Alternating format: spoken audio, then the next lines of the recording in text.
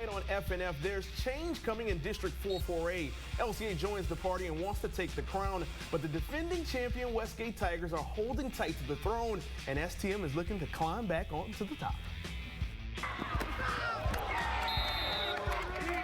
Karen Crow pops their way back to Class 5A and are now facing familiar faces on a regular basis. And select or non-select is the question that everyone is trying to answer. We'll tell you who's making the switch, so kick off your shoes, relax your feet, and listen to the sounds of the FNF beat.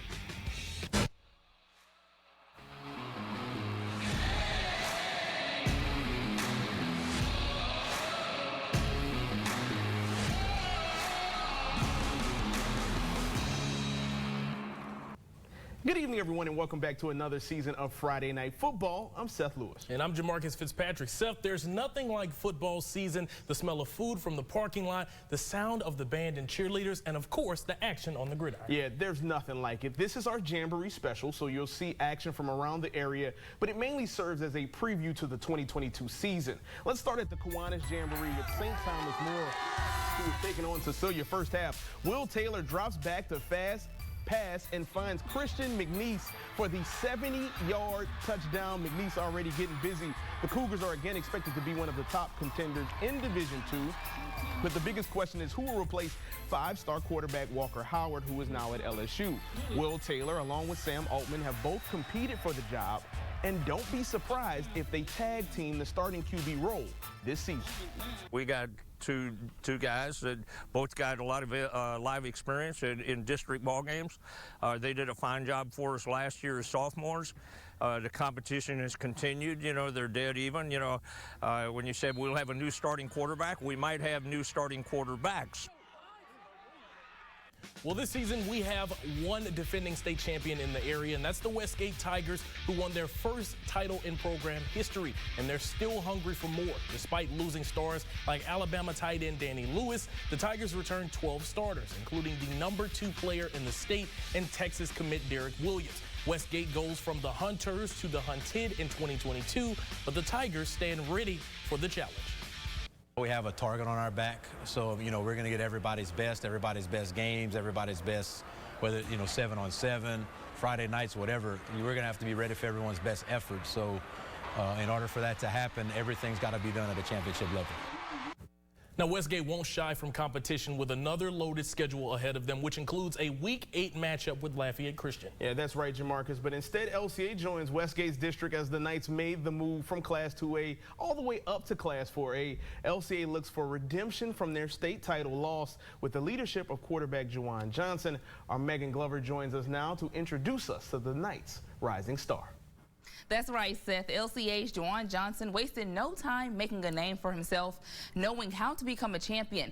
It's the hardships off the field that made the junior quarterback a champion in life. Lafayette Christian quarterback Juwan Johnson isn't afraid of the spotlight. And he thrives in the big game, the big situation to make a play for us. The Knights called Johnson's number in his freshman season, where he would start for a handful of games. It was the first game of the season against Acadian at the biggest school that we were going to face that year. It was crazy, honestly. And at the end of the 2020 season, he was a state champion. In his sophomore campaign, Johnson earned the starting job. The dual-threat quarterback gained the district offensive MVP while throwing for more than 2,500 yards and nearly 30 total touchdowns, and led LCA to their 5th straight championship appearance. It was fantastic, honestly. It was a great season.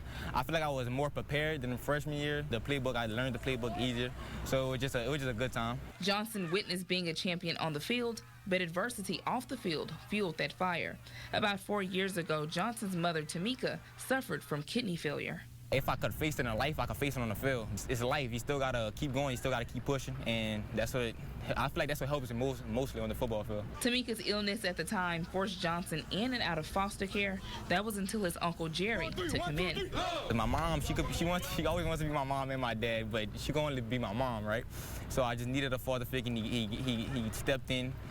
He coached me hard. He loved me.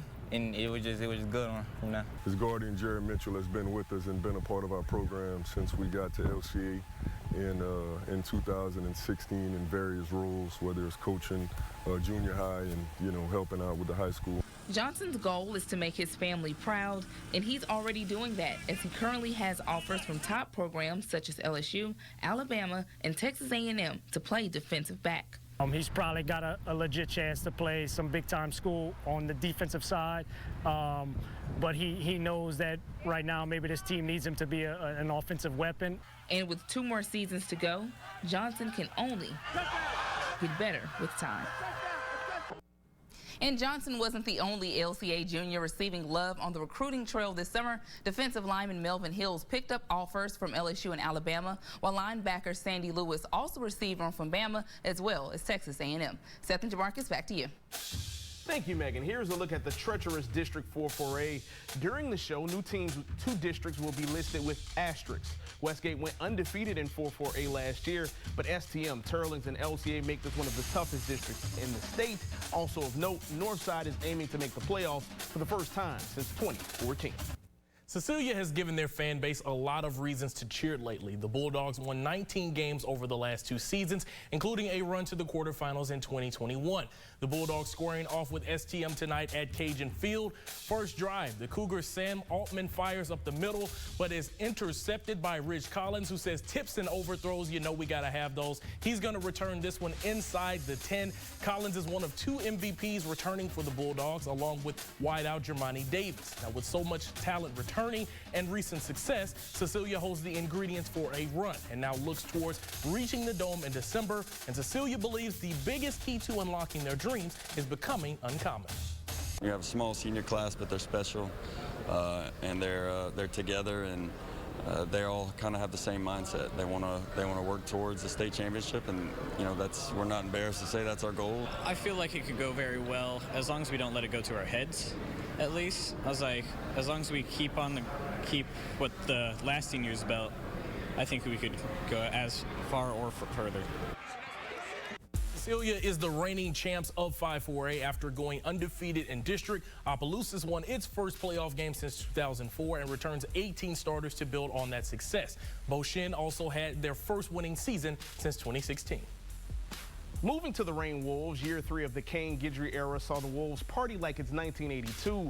Reign won its first outright district title in 39 years and built on Guidry's philosophy of trusting the process. The next step is to win their first playoff game under Guidry, as the program hasn't advanced out of the first round since 2017.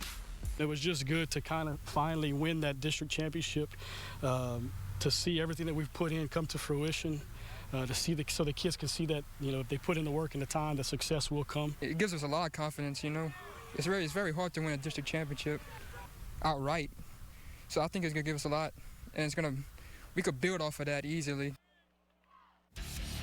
Reign may have won the district, but Eunice was also right there, losing to the Wolves by only 6 points last season. There's also some new contenders that enter the ring, with DeRitter and Leesville joining the neighborhood this season. Now, coming up, we show you the comeback of Carencro quarterback Chance Caesar as the Bears get ready for their move to 5A. Also, we check in with our 2 undefeated teams from the regular season, Laurelville and Church Point. But first, it's Top Squad's Time, sponsored by Dr. Melanie Fowler's Orthodontic Studio.